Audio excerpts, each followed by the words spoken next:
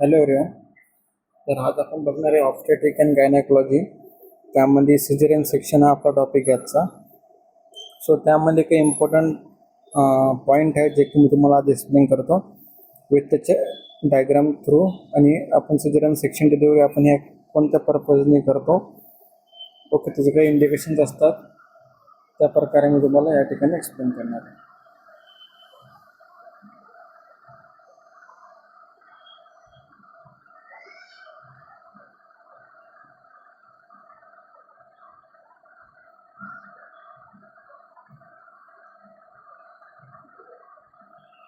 आता यामध्ये आपण जर पॉईंट बघू, जसे की डिलिव्हरी पॉईंट या ठिकाणी दिलेले surgical of birth, surgical birth of a baby throughout the incision in the abdominal wall and uterus. आता यामध्ये बघा कसा पॉईंट आहे की ज्या वेळेला नॉर्मल डिलिव्हरी होते, ओके, ती नॉर्मल डिलिव्हरी जी पूर्ण गेस्टेशन एज पिरियड त्यांचा होतो मदरचा, तर त्यानंतर नॉर्मल डिलिव्हरी ही होते थ्रू द व्हजायना. पण ॲट द टाईम ऑफ काही ॲबनॉर्मल कंडिशन असेल किंवा काही कॉम्प्लिकेशन असेल मदरला आणि बेबीला किंवा फिटसला, सो त्यावेळेला आपण काय करतो, caesarean section, C section delivery आपण ही प्लॅन करतो. सो त्याचा मेन पर्पजेस काय आहे, to safety delivery the baby when vaginal birth is not possible or safe. ज्यावेळेला व्हजायनल बर्थ किंवा नॉर्मल डिलिव्हरी होत नसेल मदरकडून, सो त्यावेळेला आपण काय करतो की सेफ डिलिव्हरीसाठी आपण सिझेरियन सेक्शन ही डिलिव्हरी करतो. To protect the life and health of the mother and baby. Protect करण्यासाठी बेबीची लाईफ आणि मदरची लाईफ जी आहे हेल्दी करण्यासाठी आपण ते मेन आपला पर्पजेस आहे सिझेरियन सेक्शन डिलिव्हरीचा. इंडिकेशन्स काय की जे कॉमन इंडिकेशन आहे, जसे की फिटल डिस्ट्रेस. जर का फिटल डिस्ट्रेस असेल, फिटल डिस्ट्रेस फिटसमध्ये होतो जो की डिसीज कंडिशन आहे, जर का त्यावेळेला असेल तर आपण काय करतो, सिझेरियन सेक्शन डिलिव्हरी करतो. सिफॅलोपेल्विक डिस्प्रपोर्शन, ओके, सिफॅलोपेल्विक डिस्प्रपोर्शन ही मदरमध्ये होतं की ज्यावेळेला इनलार्जमेंट ऑफ द पेल्विक होते, सो त्यावेळेला आपण सजेस्ट काय करणार की मदरला सेक्शन डिलिव्हरी आपल्याला करायची आहे. प्लासेंटा प्रिवा हे जे डिसीज कंडिशन आहे जो की प्लासेंटामध्ये होतो, ओके, ॲबनॉर्मॅलिटी होतं त्यामध्ये प्लासेंटामध्ये. सो त्यावेळेला काय होतं की जे पण इम्प्लांटेशन असतं प्लास्मा आपलं प्लासेंटाचं युटरसमध्ये, ते इम्प्रॉपर पोझिशनिंगमध्ये होतं. सो म्हणून आपण काय करतो, सिझेरियन सेक्शन ही डिलिव्हरी मदरमध्ये करतो. माल प्रेझेंटेशन असेल किंवा ब्रेस्ट प्रेझेंटेशन ट्रान्सफर्सला आहे, ज्यावेळेला ब्रेस्ट प्रेझेंटेशन असेल किंवा ट्रान्सफर्स प्रेझेंटेशन असेल त्याला आपण माल प्रेझेंटेशन म्हणतो. जर का ते असेल तर आपण त्यावेळेला काय करतो, सिझेरियन सेक्शन ही डिलिव्हरी आपण करतो. आपण व्हजायनल डिलिव्हरी त्यामध्ये करत नाही. प्रिव्हियस सी सेक्शन जर का झालेलं असेल तर कॉन्ट्राइंडिकेशन काय असू शकतात, vaginal bleeding as per the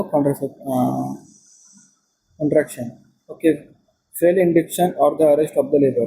ज्यावेळेला इंडक्शन फेल होणार, ओके, म्हणजे ते इंडक्शन आपण करतो जो की डिलिव्हरीसाठी आहे. तर अरेस्ट ऑफ लेबर असेल तर त्यावेळेला आपण काय करतो, सिझेरियन सेक्शन हा डिलिव्हरी आपण करतो. मल्टिपल प्रेग्नन्सी असेल, म्हणजे की ज्यावेळेला मल्टिपल ट्विन्स बेबी असेल किंवा समटाईम्स कॉम्प्लिकेशन होऊ शकतात मदरला आणि फिटसला, तर आपण मल्टिपल प्रेग्नन्सीमध्ये सुद्धा सिझेरियन सेक्शन डिलिव्हरी करतो. मॅटर्नल मेडिकल कंडिशन, जसे की example severe pregnancy induce hypertension किंवा हार्ट डिसीज असेल मदरला किंवा फिटसला, तर आपण त्यावेळेला काय करणार, सिझेरियन सेक्शन डिलिव्हरी ही प्लॅन करणार मदरमध्ये. तर आता त्याचे टाईप्स बघा कसे आहेत, दोन टाईप्स आहे. Elective means like plan before labour, जो की आपण प्लॅन करतो बिफोर द लेबरचा, आणि इमर्जन्सी असते during the labour or for the maternal fetal और फिटल कॉम्प्रोमाइजनुसार. ओके, तर टाईप कोणते कोणते, इलेक्टिव्ह लाईक प्लॅन असतात लेबरच्या अगोदर आपण इलेक्टिव्ह करतो, आणि इमर्जन्सीमध्येच जसं की मॅटर्नल असेल किंवा फिटसला ज्यावेळेला काही कॉम्प्लिकेशन होत असेल त्यावेळेला आपण इमर्जन्सी करतो. आता प्री ऑपरेटिव्ह आपण काय करणार, प्री ऑपरेटिव्ह नर्सिंग केअरमध्ये जसं की असेसमेंट करणार आपण मदरचं आणि फिटसचं कंडिशन कशी आहेत, ओके, नॉर्मल आहे ॲबनॉर्मल आहे. एक्सप्लेन करणार प्रोसिजर मदरला, रिलेटिव्हला, ओके, हजबंडला सुद्धा एक्सप्लेन करायचं, ऑप्टेन त्यांचं कन्सर्न घ्यायचं. सिझेरियन सेक्शन प्लॅन करतो. Keep not per overall for 6 to 8 hours before the surgery. जर का आपल्याला सिझेरियन सेक्शन डिलिव्हरी करायची आहे तर आपल्याला मदरला 6 to 8 hours बिफोर आपल्याला नॉट पर आवर, म्हणजे की त्यांना काही खायला प्यायला काही द्यायचं नाही.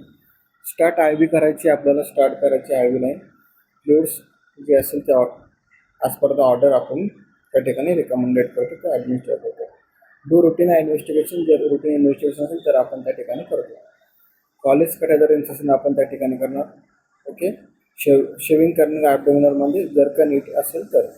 गिव्ह प्री ऑपरेटिव्ह मेडिकेशन जसं की अँटॅसिड असेल, अँटीबायोटिक असेल किंवा आपण ॲज पर द ऑर्डर देऊ शकतो. प्रोव्हाइड इमोशनल सपोर्ट त्या ठिकाणी द मदरला. ओके. आता हे काय इंट्रा ऑपरेटिव्ह नर्सिंग केअर म्हणजे काय, ज्या वेळेला आपण सिझेरियन सेक्शन करतो त्यावेळेला काय करणार आपण, रिसीव्ह करणार पेशंटला, कन्फर्म करणार, आयडेंटिफाय करणार, मॉनिटरिंग काय करणार, व्हायटल सायन्स असिस्ट काय करणार आपण त्यांचे पोझिशन जसं की सुपाइन पोझिशन असेल, लेफ्ट लॅटरल पोझिशन असेल करते. मेंटेन ठेवणार आपण त्यांचे असेप्टिक टेक्निक, अँटिसिपेट करणार आपण त्यांचे needs of instrument and supplies करणार आपण त्यांना, सपोर्ट करणार अँड द रिअश्युरन्स करणार मदर्सला. ओके. लाईक इमोशनल सपोर्ट असेल, बाकी एक्झाम्पल आपण सपोर्ट म्हणून देतो. Hand over the newborn to the paediatric team. ज्यावेळेला न्यूबॉर्न आपण डिलिव्हर झाला, पिटा डिलिव्हर एक्सपेल आउट झाला तर आपण हँडआउट कोणाला देतो, हँडओव्हर कोणाला देतो, पेडियाट्रिक टीमला आपण हँडओव्हर करतो. त्यामध्ये सर्जिकल इन्सिजन आपण आपण प्रोसिजर स्टार्ट करतो. सर्जिकल इन्सिजन कुठे करणार आपण, एक आहे ॲब्डोमिनल इन्सिजन. एक आहे की जो की ट्रान्सफर्स करतो आणि एक आहे की मिडलाईन व्हर्टिकल करतो. ज्यावेळेला फर्स्ट वन तुम्हाला ती इमेज दिसते त्यामध्ये transfer 2 to 3 centimetre above of the pubic symphysis, प्युबिकच्या वरती करतो आपण. ओके. ते मोस्ट कॉमन करतो आपण, जो की सगळ्या सी सेक्शन डिलिव्हरीमध्ये हाच यूज करतो.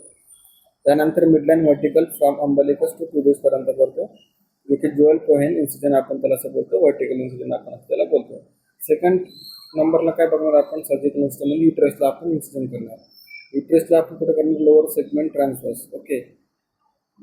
इन्सिजन करणार मोस्ट कॉमन लोअर सेगमेंटमध्ये व्हर्टिकल इन्सिजन आपण करू शकतो किंवा क्लासिकल अप्पर सेगमेंट व्हर्टिकल आपण त्या ठिकाणी यूज करू शकतो रेअरली. ज्यावेळेला आपली प्रोसिजर स्टार्ट होईल तर आपण इन्सिजन केल्यानंतर ॲब्डोमिनल वॉलमध्ये आपण इन्सिजन करणार, युट्राइनमध्ये इन्सिजन करणार, त्यानंतर डिलिव्हरी ऑफ द बेबी करणार. 4th पॉईंटमध्ये काय दिलं, delivery of the placenta and membrane सुद्धा रिमूव्ह करणार. आणि 5th वन काय, uterine and abdominal closure in layer.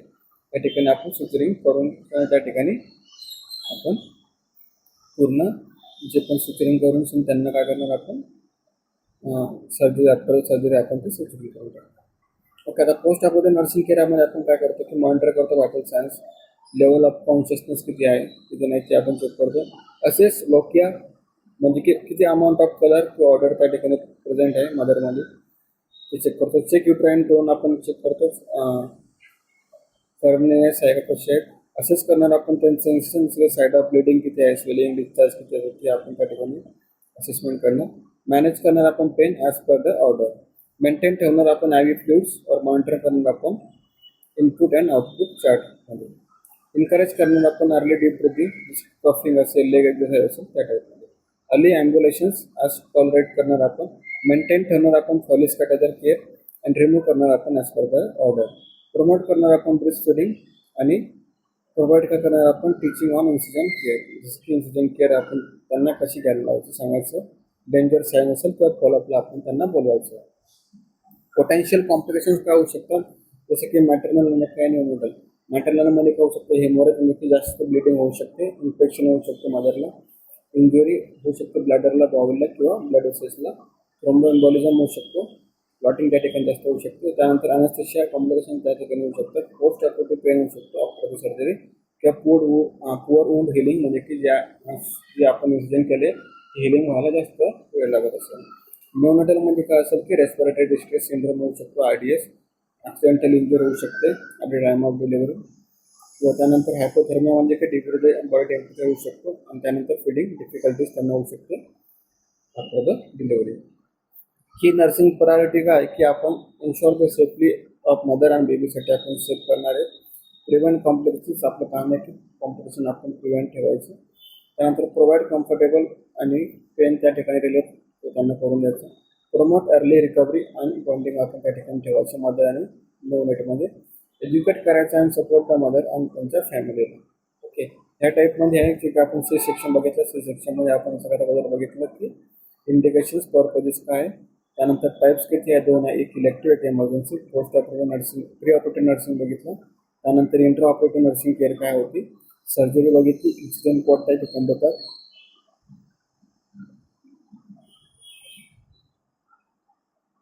Incision कोणत्या ठिकाणी करतात, प्रोसिजर बघितली, पोस्ट ऑपरेटिव्ह नर्सिंग केअर बघितली आपण, आणि पोटेन्शियल कॉम्प्लिकेशन बघितले, की नर्सिंग प्रायोरिटी आपण त्या ठिकाणी बघितली. ओके, या ठिकाणी आपण असं सी सेक्शन आपण हे डिलेवरी पॉईंट आपण या ठिकाणी बघितले, जे की ऑप्शन ठिकाणी गायनोकॉलॉजीमध्ये इम्पॉर्टंट आहे. ओके, सो एक्झामला आले तर तुम्ही या टाईप म्हणून एक्सप्लेनेशन देऊ शकता, जसं की पर्पजेस, इंडिकेशन, टाईप्स.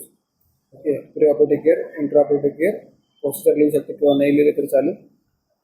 त्यानंतर पोस्ट ऑपरेटिव्ह केअर आणि कॉम्प्लिकेशन इन नर्सिंग रिस्पॉन्सिबिलिटी काय आहे तुम्ही एक्झाममध्ये लिहू शकता. Okay, thank you so much.